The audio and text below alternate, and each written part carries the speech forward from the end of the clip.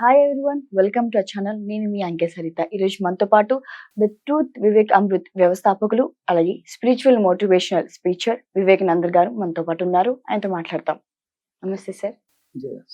Sir గురువు గారు, మాకు కర్మ సిద్ధాంతం గురించి ఎంత బాగా వివరించారంటే, ఎస్, కర్మ సిద్ధాంతం మనకి పిచ్చిగా బిలీవ్ చేసే వాళ్ళకి లేదు అనే డైలామాలో ఉన్న వాళ్ళకి ఒక క్లియర్ ఎక్స్పీరియన్స్ చేశారు. లైక్ నేను కూడా చాలా నమ్మేదాన్ని. నా వాట్సాప్ స్టేటస్ లో కానీ ప్రతిరోజు అదే ఉండేది, కర్మసేస్ అని. ఈ రోజు నుంచి నా ఒపీనియన్ కూడా నేను చాలా మార్చుకుంటాను, బాగా తెలుసుకున్నాను కూడా. లైక్ ఉంది అని నమ్మిన వాళ్ళకే ఇంత జరిగింది, ఇంత జరిగింది చెప్పారు. లేదు అసలు కర్మ లేదు అన్న వాళ్ళకి ఇంకా మీరు మనం ఊహకి వదిలేసుకోవచ్చు. నెక్స్ట్ ఏం అవ్వబోతాయో, ఇప్పుడే ఎన్ని చంపుకున్నాము, ఎన్ని చూస్తున్నాము. ఉంది అని నమ్మిన వాళ్ళకి ఇన్ని జరుగుతున్నాయి. లేదు అసలు కర్మే లేదు అంటే ఇంక రాబోయే రోజుల్లో మనిషినే చంపుకుంటాడు, మనిషిని తినేస్తాడు. ఇంకా వాడు విచ్చలవిడి, ఇంకా గవర్నమెంట్ లా ఇవంతా కూడా ఏమి ఇంకా ఆపలేదు వాళ్ళని. కొద్దిగా గొప్ప భయపడుతున్నారు. అమ్మో ఇప్పుడు చేస్తే కర్మ అడ్డుకుంటుందిరా అనేసి భయపడుతున్నారు. ఇప్పుడు అది లేదని మీరు మంచి స్టేట్మెంట్ ఇచ్చారు. ఇంకా చెలరేగిపోయే వాళ్ళు ఇంకెలా చెలరేగిపోతారో అది మనం ఊహకే అందుకుంటాం. సో దాని గురించి మీరేమంటారు? అంటే మీరు అడిగిన ప్రశ్న ఏంటంటే, సరే కర్మ సిద్ధాంతం ఉందా లేదా అన్న అంశం పక్కన పెడదాం. సో అన్ని మతాల వాళ్ళు, హిందూస్ నమ్ముతున్నది అంటే ప్రతి మతంలో ఎన్నో వైరూప్యాలు ఉన్నాయి. హిందూయిజంలో, ఇస్లాం మతంలో, క్రిస్టియన్ మతం, ఈ మూడు మతాల్లో ఎన్నో వైరూప్యాలు ఉన్నప్పటికీ మూడు మతాల్లో ఉన్న సారూప్యం ఏంటంటే ముగ్గురు మతస్థులు కర్మ సిద్ధాంతం ఉందని, భగవంతుడు పాపానికి శిక్షలు విధిస్తాడని మూడు మతస్థులు నమ్ముతున్నారు కదా. అందరూ కర్మ సిద్ధాంతాన్ని నమ్ముతుంటేనే పరిస్థితి ఇలా ఉంది. మరి ఇప్పుడు మీరు వచ్చేసి కర్మ సిద్ధాంతం లేదంటే విచ్చలవిడితనం పెరిగిపోతుందేమో, మనిషినే చంపు తినేస్తాడేమో అన్నది మీ ప్రశ్న, అంతేనా? నా సూటి సమాధానం. బంగారు తల్లి, ఇప్పుడు మీరు నమ్ముతున్నారు కర్మ సిద్ధాంతం ఉందని. మీ మదర్ని మీ మదర్ అంటే నా ఫాదరు, నా ఫాదర్, నా మదరు, మా ఫోర్ ఫాదర్స్ అందరూ నమ్ముతూనే వచ్చారు కర్మ సిద్ధాంతాన్ని. సమాజం అందరూ నమ్ముతానే ఉన్నారు కదా. ఇప్పుడు మీ అమ్మగారిని పిలిచి అడిగా అనుకో, అమ్మ మీ చిన్నప్పుడు, మీ మదర్ని పిలిచి స్టూడియోకి పిలిచి, అమ్మ మీ చిన్నప్పుడు ఇంత దుర్మార్గాలు ఉన్నాయా లేదా అని అడిగా అనుకో, తక్కన ఆవిడ సమాధానం ఏమవుతుంది? ఏమన్నమ్మా మా చిన్నప్పుడు ఇన్ని దరిద్రాలు, నిస్సందేహంగా ఇన్ని దుర్మార్గాలు లేవు. మీ మదర్ అమ్మమ్మని పిలిచి అడిగా అనుకోండి, అస్సలు లేదంటారు. అసలు మాకు ఇలాంటివి తెలీదు, ఇన్ని దుర్మార్గాల, ఎందుకంటే నా చిన్నప్పటికీ ఇన్ని దుర్మార్గాలు లేవు. 20 సంవత్సరాల్లో రెట్టింపు అయిపోయింది. మళ్ళీ అందరూ కర్మ సిద్ధాంతాన్ని నమ్ముతున్నారు కదా. సో ఖచ్చితంగా ఈ ఉదాహరణ ద్వారా మనకు తెలుస్తుంది ఏంటంటే, కొన్ని వేల సంవత్సరాల నుండి అందరూ కర్మ సిద్ధాంతాన్ని నమ్ముతూనే వచ్చారు. ఈ కర్మ సిద్ధాంతం వలన మానవుడు మారకపోగా, దుర్మార్గాలు తగ్గకపోగా, రోజు రోజుకి రెట్టింపు ఉత్సాహంతో ఈ దుర్మార్గాలు పెరుగుతున్నాయి. ఈ ప్రశ్నను ఒప్పుకుంటారా? నా ఈ స్టేట్మెంట్ మీరు ఏకీపిస్తారా? కదా. సో మీ ద్వారా నేను చెప్తున్నా, ఇప్పటిదాకా లేని కర్మ సిద్ధాంతాన్ని ఉందని నమ్మించి భయపెట్టడం వలన ఈ సమాజానికి ఏ ఉపయోగం రాదు కూడా. నిజంగా కర్మ సిద్ధాంతం లేదు, అబద్ధం చెప్తే ప్రజలందరూ మారిపోతారంటే సత్యమేవ జయితే ఉండేది కాదు, అసత్యమేవ జయితే ఉండేది. కాబట్టి స్వామి వివేకానంద, ఆది గురువు అయిన శంకరాచార్యుల వారు, గీతాచార్యులైన శ్రీకృష్ణుడు, అనేక మంది మహనీయులు ఈ కర్మ సిద్ధాంతం అనే రాద్ధాంతంలోంచి మనందరినీ తప్పించడానికే తప్పించారు. ఆ క్రమంలోనే అద్భుతమైన జయ గ్రంథాలు ఉపదేశిస్తూ వచ్చారు. కాబట్టి కర్మ సిద్ధాంతం నమ్మటం వలన మంచోడు అయినోడు ఎవడు, మంచోడు ఎవడు. ఉదాహరణకి మీకు ఇంకా వివాహం కావాల్సి ఉంటుంది కదా. ఒకవేళ వివాహమై మీరు ఒక బిడ్డకి జన్మనిస్తుంటే, లేకపోతే ఒక జన్మనిస్తే, మీ బిడ్డ మంచివాడు అవ్వాలని దేవుడి దండం పెట్టుకుంటారా? మంచితనం నటించేవాడు అవ్వాలని దేవుడి దండం పెట్టుకుంటారా? మంచివాడు అవ్వాలని చేసుకుంటాం, అంతే కదా. మీరు ఒక బిడ్డకి జన్మనిచ్చినప్పుడు భగవంతుని ఏమని ప్రార్థిస్తారు? నా బిడ్డ మంచోడు అవ్వాలని నమస్కరించుకుంటారు. కానీ దేవుడా నా బిడ్డోడు మంచోడు అవ్వక్కర్లేదు, మంచితనం నటించేవాడు జన్మిస్తే చాలని అనుకోరుగా కదా. ఒక వ్యక్తి, సపోజ్ నేనే మీ ఇంటికి వచ్చా తల్లి, ఇది ఉదాహరణ సుమా. నేనే మీ ఇంటికి వచ్చా, మీరు ఎంతో గౌరవంతో ప్రేమతో నాకు భోజనాన్ని ఆఫర్ చేశారు. మేము భోజనం చేస్తుండగా మీ మెడలోంచి ఒక విలువైన గొలుసు నాకు కనిపించింది. మీరు పెట్టుకున్నారు, చక్కగా అలంకరించుకున్నారు. తల్లి ఎంత అయిందిరా ఈ గొలుసు అని అడిగారు. సపోజ్ మీరు చెప్పారు ఇది డైమండ్స్ సార్, ఇది ఒక 60 లక్షలు అయింది సార్ అని మీరు చెప్పారు.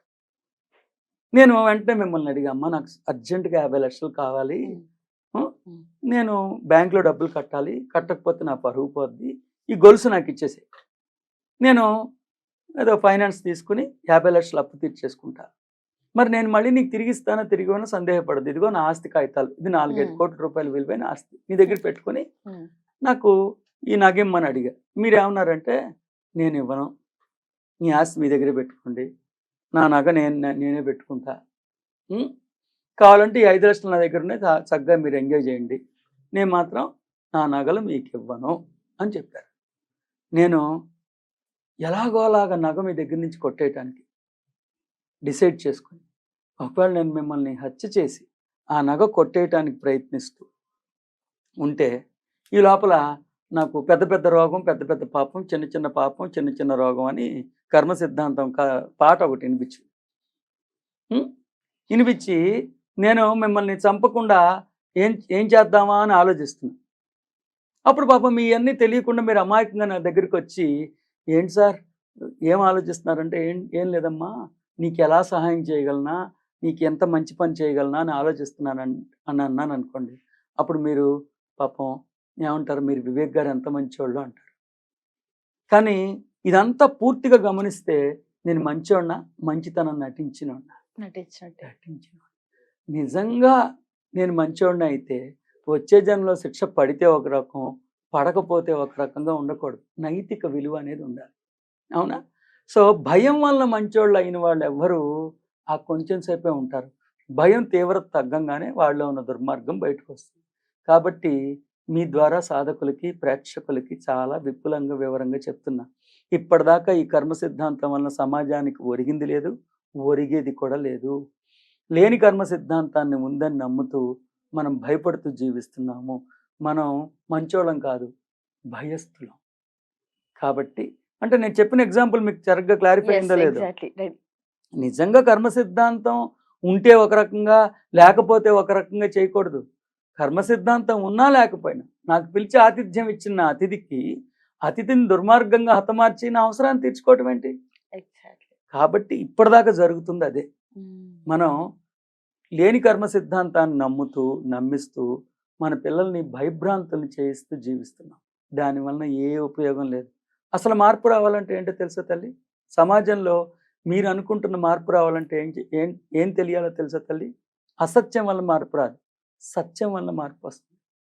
ప్రతి ఒక్కళ్ళు సాక్షాత్తు ఆ దైవం స్వయంగా నేనేనని, నాతో పాటు జీవిస్తున్న వాళ్ళందరూ అంతే అద్భుతమైన దైవాలని, వాళ్ళ కులం ఏదైనా, మతం ఏదైనా, వాళ్ళ ఆర్థికమైన స్థితిగతులు ఎలా ఉన్నా, వాళ్ళ లింగ వ్యవస్థ ఎలాంటిదైనా, వాళ్ళ ఆలోచన సంవిధానం ఎలాంటిదైనా, నేను ఎంత అద్భుతమైన దైవమో వారు కూడా అంతే అద్భుతమైన దైవాలని అర్థమైనప్పుడు అక్కడ దాకా ఎందుకురా, మనందరిలో ఆత్మ చైతన్యం ఉపస్థితం అయ్యే ఉన్నదని, ఆ ఆత్మ చైతన్యానికి అతుల్యమైన అసమానమైన ప్రతిభ ఉన్నదని, ఆ ఆత్మ చైతన్యం యొక్క సామర్థ్యాన్ని నిజ జీవితంలో మనం వినియోగించుకోగలిగితే ఎటువంటి సమస్యనైనా పరిష్కరించుకోవచ్చని ఆ సంకల్ప శక్తి గురించి తెలిసినవాడు తన అవసరాన్ని తీర్చుకోవడానికి తన సంకల్ప శక్తిని వినియోగించుకుంటాడే తప్ప ఈ ఎదుటివాడిని దుర్మార్గంగా హతమార్చేద్దాం, దోచేసుకుందాం, దాచేసుకుందాం ఇలా ఉండనే ఉండదమ్మా. మీ పేరు మీదే కొన్ని వందల వేల కోట్ల ఆస్తులు మీకున్నాయనుకో తల్లి. సపోజ్ మీకు అన్ని వేల కోట్ల ఆస్తులు ఉన్నాయని మీకు తెలియదు అనుకోండి. అప్పుడు మీరు కాంతి ఇంకేదైనా తీసుకోవడానికి ప్రయత్నిస్తారు, ఇంకెవరినైనా మోసం చేయడానికి ప్రయత్నించవచ్చు, చేస్తారని కాదు. అసలు మీ పేరు మీదే కొన్ని వందల వేల కోట్ల ఆస్తులు ఉంటే ఈ జన్మంతా మీరు కష్టపడి ఖర్చు పెట్టిన ఆ డబ్బు తరగనంత ఆస్తి మీకుంటే మీది కానిది ఇంకోళ్ళ దగ్గర నుంచి ఎందుకు దోచేస్తారు తల్లి? అలా ప్రతి ఒక్కళ్ళలో హృదయాంతరంగంలో ఆత్మ చైతన్యంగా పిలువబడుతున్న మహాశివుడు ఉన్నాడు. మహాశివుడిగా పిలువబడుతున్న ఆత్మ చైతన్యం ఉన్నది. ఈ ఆత్మ చైతన్యం యొక్క శక్తిని నిజ జీవితంలో మనం వినియోగించుకోవటాన్నే థాట్ పవర్ అంటారు, సంకల్ప శక్తి అంటారు.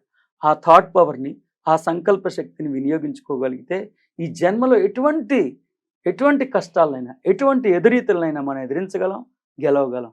కాబట్టి సత్యం తెలుసుకుంటే మనిషిలో మార్పు వస్తుంది, కానీ లేని కర్మ సిద్ధాంతాలను ఉందని నమ్మిస్తూ ఉండటం వలన ఇన్ని జన్మలుగా ఏ ఉపయోగం రాలేదు, ఇక ముందు కూడా ఏ ఉపయోగం రాదు రాదు రాదు అని మీ ద్వారా సాధకులకి స్పష్టంగా తెలియజేస్తున్నాను. థ్యాంక్ యూ అండి. జయోస్తు.